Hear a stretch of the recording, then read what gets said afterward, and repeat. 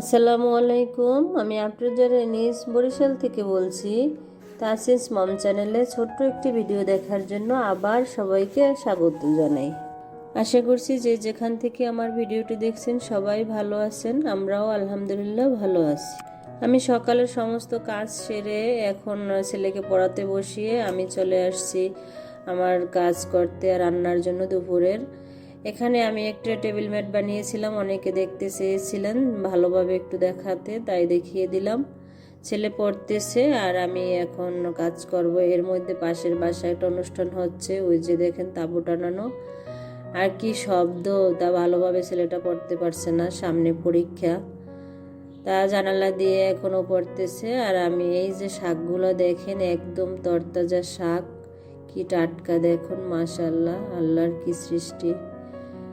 আমার লাউ শাকটা অনেক পছন্দ, তাই যেখানে পাই সেখান থেকেই নিয়ে আসি। সামনে আমার ছেলের পরীক্ষা থাকার কারণে এখন ওর পড়ালেখায় অনেকটা চাপ, আমিও তার সাথে অনেক কাজ সেরে নিচ্ছি, কারণ পরীক্ষার সময় তেমন বেশি কাজ করি না, ওকে একটু সময় দেই। আর এই জন্য আমার ভিডিও করা হয় না, টাইম মতো ভিডিও দেওয়া হয় না।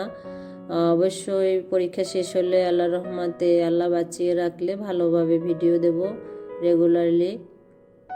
ভিডিও করা এগুলো শখের কাজ, আমি শখ করি ইউটিউবে কাজ করতে এসেছি। এখানে আমি চাই না যেন আমার শখের জায়গায় আমি কাজ করতে গিয়ে আমার ছেলের অনেক ডিস্টার্ব হোক। আমি চাই আমার শখের জিনিস শখের থাকুক, আগে আমার ছেলের লেখাপড়া, তারপরে আমার সমস্ত কাজকর্ম। যাই হোক, এখানে আপনাদের সাথে কথা বলতে বলতে আমি কিন্তু শাকটা ভালো করে চিংড়ি মাছ দিয়ে কষিয়ে রান্না করে নিয়েছি। এরপরে আমি রান্না করব, বিরিয়ানি রান্না করব, তাই কিছু মাংস ছিল, সেগুলো নিয়ে আসছি, ধুয়ে সুন্দর করে এখানে এখন ম্যারিনেট করে রেখে দেব। একটু বেশি করে রান্না করব, কারণ মাঝে সাঝে ফ্রিজে রেখে দেব, ছেলেকে নামিয়ে নামিয়ে একটু গরম করিয়ে দেব, যাতে ওর জন্য আমার বারবার রান্না করা না লাগে। আমি জানি অনেকেই বলবেন ব্রয়লার মুরগি দিয়ে বিরিয়ানি কেমন লাগে, জানি না কার কাছে কেমন লাগে, আমার ছেলের অনেক ভালো লাগে, তাই আমি এভাবেই রান্না করি। আর ও গরুর মাংস দিয়ে খেতে পারে, কিন্তু খেলে না অনেক অ্যালার্জি হয়, এই জন্য ওরে আমি এভাবেই বেশিরভাগ রান্না করে দেই। মাংসটা ম্যারিনেট করে রেখে আমি এখানে পোলার চালগুলো ধুয়ে নেব, তারপরে আমি এখানে বসিয়ে দিলাম। রাইস কুকারে পানি দিয়ে আমি এখন ম্যারিনেট করা মাংসটা এখানে রান্না করে নেব। এই পুরো ভিডিওতে যদি আপনাদের কোনো অংশ ভালো লেগে থাকে, প্লিজ আমার ভিডিওটি একটা লাইক দিয়ে চ্যানেলটি সাবস্ক্রাইব করে নেবেন। আশা করছি আপনাদের ভালো লাগবে।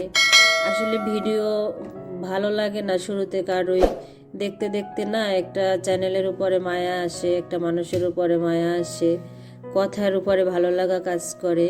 দেখবেন আপনি যত বেশি একটা মানুষের সাথে মিশবেন, তত তার প্রতি আপনার মায়া আসবে, আর যত বেশি তার কথা শুনবেন তত বেশি তার কথা শুনতে মন চাইবে। এটাই কিন্তু আমাদের মানুষের মন মানসিকতা। কে কীরকম কথা বলল এটা ভুল ধরার তখন আর কোনো সময় থাকে না, কারণ আপনার কাছে মনে হবে যে আমি বেস্ট, যদি আপনি মন দিয়ে আমার কথাগুলো শোনেন তাহলে। আর যদি মনে করেন শুরুতে না কি বলে এগুলো তো আমরাও করি, এসব কাজ আবার শোনার কি আছে, তাই বলছি সবাইকে যে প্রতিটা ভিডিও সম্পূর্ণ দেখবেন এবং কিছু কথা থাকে সেগুলো শুনবেন। এমন কিছু কাজ থাকে এই ভিডিওর মাধ্যমে আপনি শিখতে পারবেন। আমিও যেমন অনেক কিছুই জানি না, আপনাদের থেকে শিখি, ঠিক আমার ভিডিওতেও এমন কিছু থাকবে সেগুলো আপনাদের শেখারও থাকতে পারে। যাই হোক, আমি ওখানে রান্না শেষ করে বিকেলে একটু মেলায় চলে আসছিলাম ছেলেটাকে ঘোরাতে নিয়ে। তা মেলায় এখনও তেমন বসেনি, অল্প কিছু মালামাল নিয়ে বসছে, দোকানগুলো দেখুন অনেকটাই খালি। আসলে মেলায় মানুষ আসে শখের বসে একটু ঘোরাঘুরি করা আর কিছু কেনাকাটা করা। আমার কাছে ভালো লাগে না, বিকেল টাইমে অনেক ঝামেলা থাকে, এজন্য একটু সকাল টাইমে নাকি কেনাকাটা করা ভালো। তো আমি মেলায় যতবারই জিনিসপত্র কিনতে আসছি, আমি দেখি মার্কেটের থেকে মেলায় প্রতিটা জিনিসের দাম বেশি। এই মাটির হাঁড়িগুলো মার্কেটের থেকে এখানে মিনিমাম 20-30 টাকা করে বেশি আছে। তবে যার যেটা ভালো লাগে, মেলায় বিভিন্ন ধরনের জিনিস ওঠে, ওই জন্য হয়তো অনেকের ভালো লাগে। আমিও চেয়েছিলাম এখান থেকে মাটির কিছু জিনিস নেব, কিন্তু তেমন ভালো লাগে নাই, তাই চলে আসছি, আর কিছুই আনা হয়নি।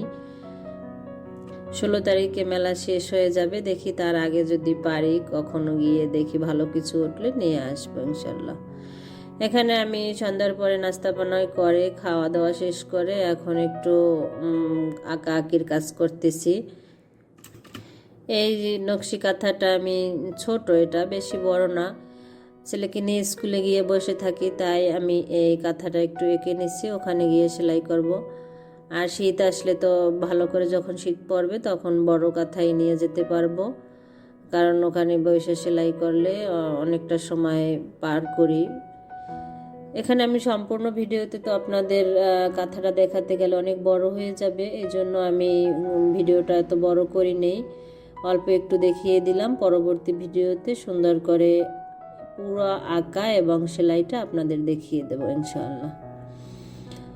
আমার আজকের ভিডিওর ধাঁধা হচ্ছে, কোন ফলের উপরটা আমরা খাই, তার ভিতরটা ফুল, ভাবতে গেলেও বড় বড় পণ্ডিতরা করে ভুল। উত্তরটা বলতে পারেন কি হবে?